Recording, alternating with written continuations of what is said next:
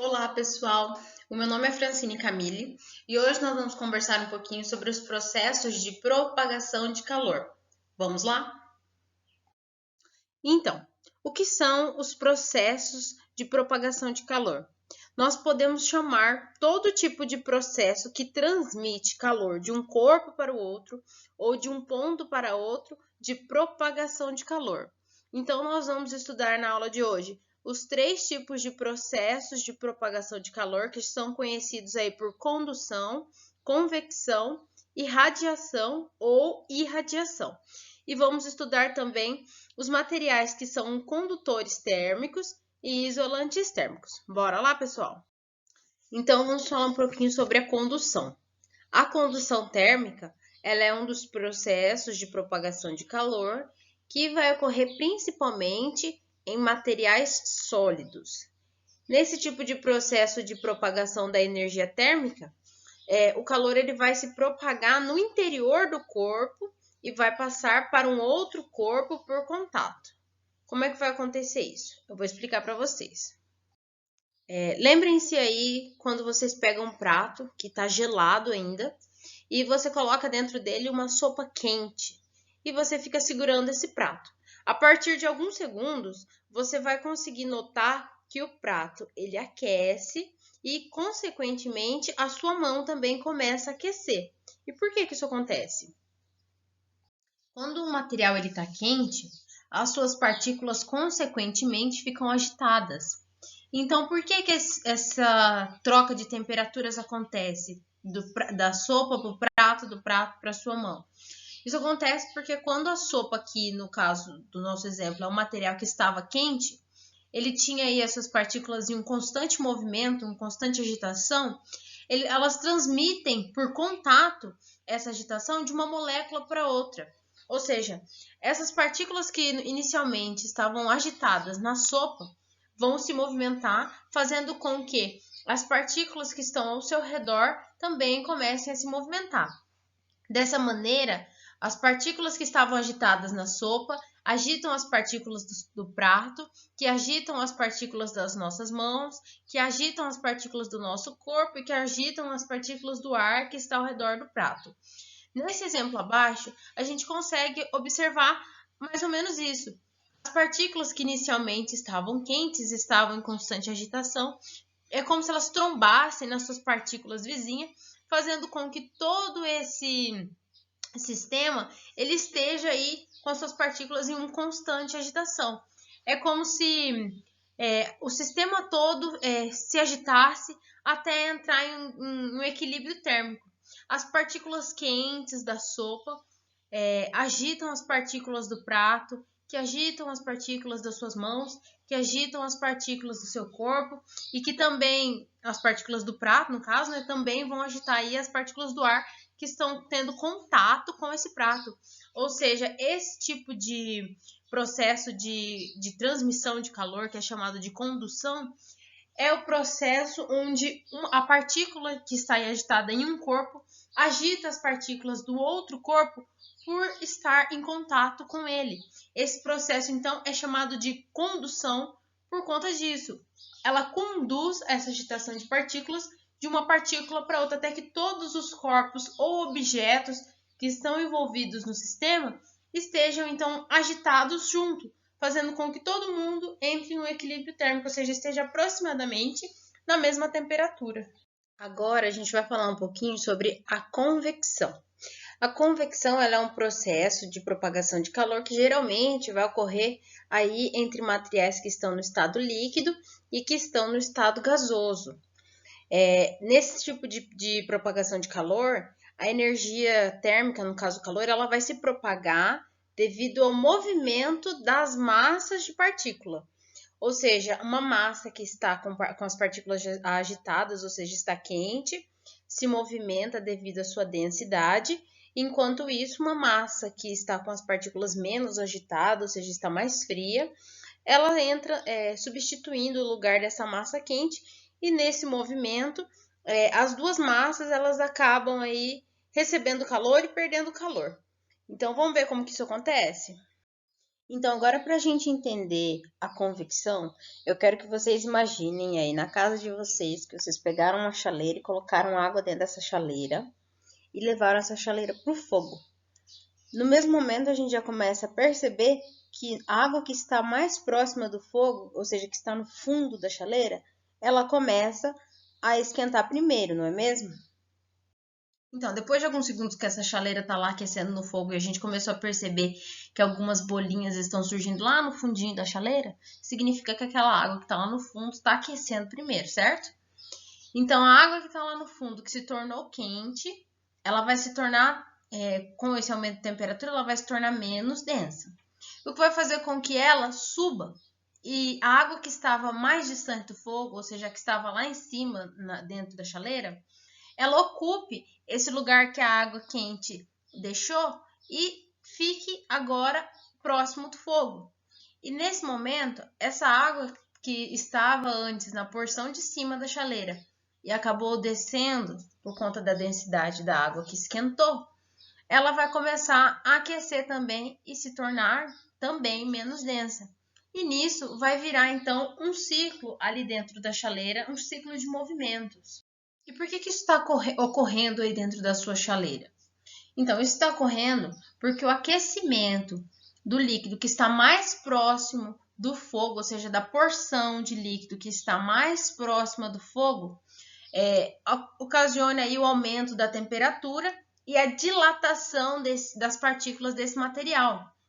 Então, esse material ele vai aumentar de volume e vai se tornar menos denso, ou seja, vai existir ali entre as partículas dessa água que está aquecendo mais espaço, que vai deixar ela mais leve. Então, ela vai subir em relação ao material que estava na porção de cima, que é mais denso e menos quente. E com isso, então, vai ocorrer um movimento dentro dessa chaleira, ou seja, a água que estava quente, que estava ali no fundo da chaleira, vai subir e dar lugar para a água que estava menos quente. Nesse GIF, a gente consegue observar mais ou menos como que ocorre esse movimento dentro da chaleira, o movimento dessa água que está aquecendo aí dentro da chaleira. Então, a gente pode observar que a camada superior, que é a camada que está mais fria, por ela ser mais densa, ela desce em relação à água que está menos densa, que sobe por conta da dilatação e da temperatura aumentada. Então, ocorre aí esse movimento, digamos que circular. Enquanto isso, a água que está mais fria e a água que está mais quente, elas vão trocar o calor, vão ocasionando aí um equilíbrio de temperatura dentro da chaleira. E o nome desse movimento que a gente está observando aí é chamado, que ocorre as diferentes trocas de temperatura, né? Ela é chamada então de corrente de convecção. Agora nós vamos ver um pouquinho sobre a radiação ou irradiação solar. Primeiro, gostaria de dizer para vocês que ele tem dois nomes, porque radiação é quando o corpo ele está emitindo esse calor e irradiação é quando ele está recebendo esse calor, certo? Então, a radiação ou a irradiação ele é o processo de propagação de calor por meio de ondas eletromagnéticas, em que a energia ela é transmitida mesmo que os corpos ou objetos em questão eles não estejam próximos, ou seja, mesmo que exista um vácuo entre um material e outro. É certo dizer, então, que todo corpo transmite calor em forma de radiação. Quanto maior a temperatura de um corpo, maior vai ser a intensidade de radiação que ele vai emitir. Então, o melhor exemplo que nós temos, então, de irradiação ou radiação é o Sol. O Sol, ele emite calor para o nosso planeta através de raios infravermelhos, ou seja, através de ondas eletromagnéticas, e aquece o nosso planeta, mesmo que o nosso planeta ele não esteja em contato com o Sol. Ou seja, existe um vácuo, né, um espaço sem matéria entre o Sol e o nosso planeta, que é por onde viajam as ondas eletromagnéticas que aquecem então o nosso planeta.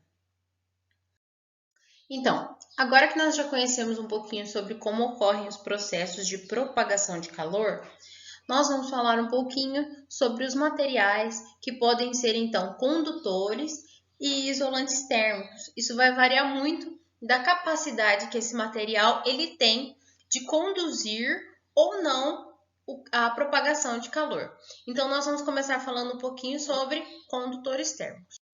Os condutores térmicos, como o nome já diz, eles conduzem bem o calor de um ponto para o outro.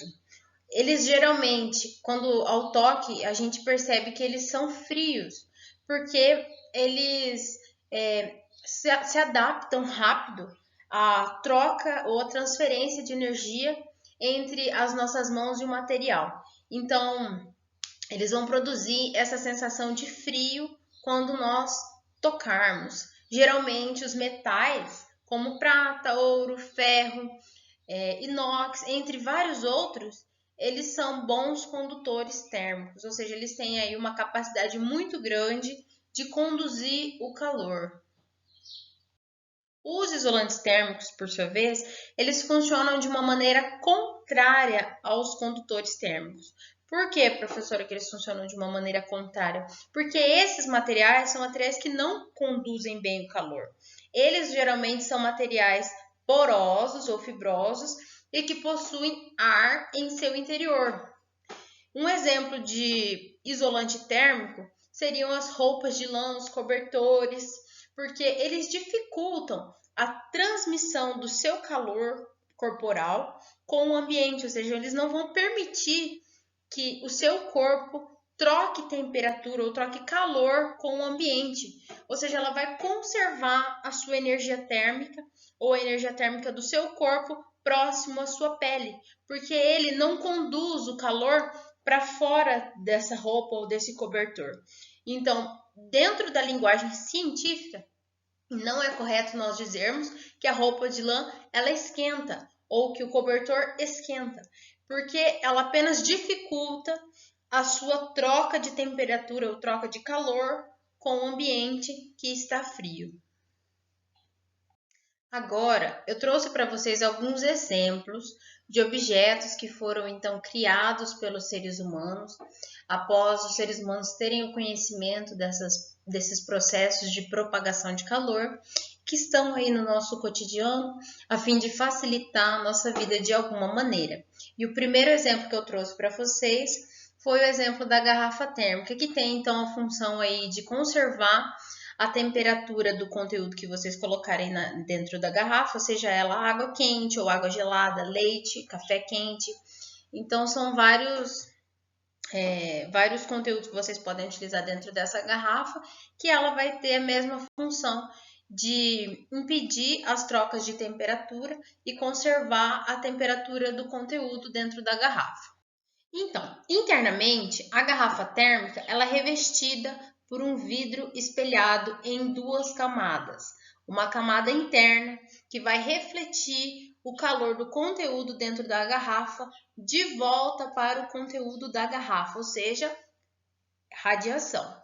O vidro ele é um mau condutor, o que vai reduzir, então, a transmissão pela agitação das partículas do material que consiste a garrafa. A segunda camada de vidro, então, ela reveste a primeira camada externamente. Então, existe entre a primeira camada e a segunda camada um vácuo que é onde existe uma ausência de ar ou um ar rarefeito. E que também tem o objetivo de evitar a transmissão de calor para o ambiente externo por condução. A superfície externa da garrafa, ela possibilita que uma tampa que é feita com material isolante térmico, ele encaixe perfeitamente no recipiente de vidro, fazendo com que o conteúdo lá dentro da garrafa ele seja isolado do nosso ambiente externo, a fim de evitar a propagação do calor por convecção. Agora eu vou passar para vocês um videozinho explicativo de como que funciona então uma garrafa térmica. A garrafa térmica ou vaso de Deer tem por objetivo minimizar as trocas de calor entre o meio interno à garrafa e o meio externo. Então imagine que coloquei um líquido aquecido, por exemplo, café, dentro da garrafa térmica. Ao observarmos a parte interna da garrafa, veremos que ela constitui-se de paredes duplas de vidro espelhado. Entre as paredes se faz vácuo. O vácuo evita que haja condução de calor da parede interna para a parede externa. A tampa, que é feita de material isolante térmico, evita a convecção, ou seja, os possíveis gases aquecidos em contato com o líquido dentro da garrafa sofrem convecção e tendem a levar calor do café para o meio por este processo. A tampa evitará. Agora, o líquido aquecido emite ondas eletromagnéticas, ondas de calor. Daí a necessidade das paredes de vidro serem espelhadas. Parte dessas ondas eletromagnéticas, ao incidirem nas paredes de vidro, são refletidas, minimizando assim as trocas de calor por radiação entre o meio interno e o meio externo.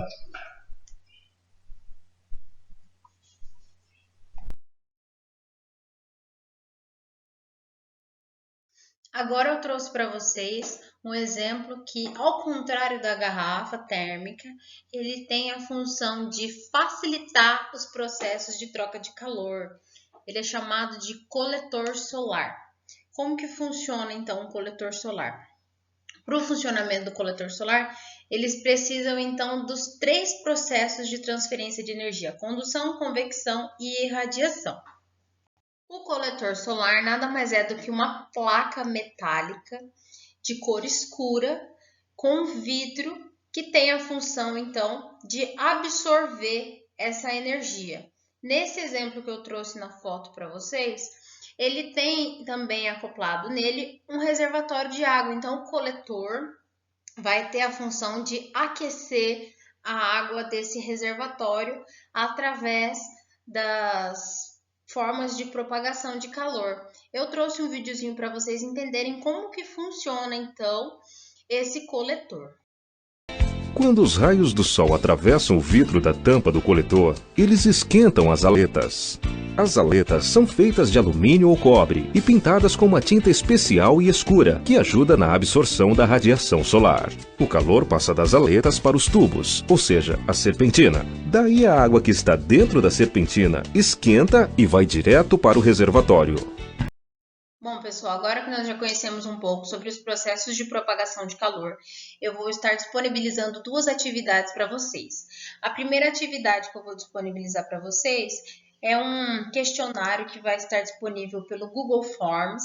Então, vocês vão copiar o link que está disponível na descrição do vídeo e acessar esse link. E lá vão conter 3 questões e em cada uma delas vocês vão ter que desenvolver um pequeno texto sobre os conceitos e os termos que nós vimos durante a nossa aula. Quando vocês finalizarem as 3 questões, vocês deverão clicar no botão no canto direito da tela, que está escrito enviar. Então, pessoal, a segunda atividade que eu vou disponibilizar para vocês, ela é mais divertida, porque ela é um joguinho e também é disponibilizada via link na descrição do vídeo. Então, vocês deverão acessar esse link e logo que aparecer a primeira tela, colocar o nome de vocês certinho. Por favor, colocar sempre o primeiro e segundo nome para facilitar a vida do professor.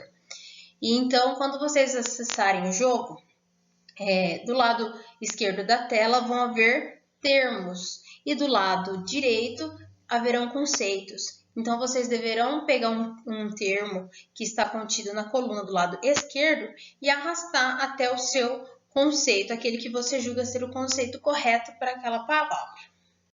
Quando vocês completarem toda a coluna, ou seja, ter encontrado um termo para cada resposta, vocês vão clicar em enviar resposta e o próprio jogo ele vai indicar quais respostas vocês acertaram e quais respostas vocês erraram. É só isso que eu tinha para passar para vocês hoje. Eu espero que vocês tenham gostado da aula. Qualquer dúvida, entrem em contato comigo e até mais, pessoal!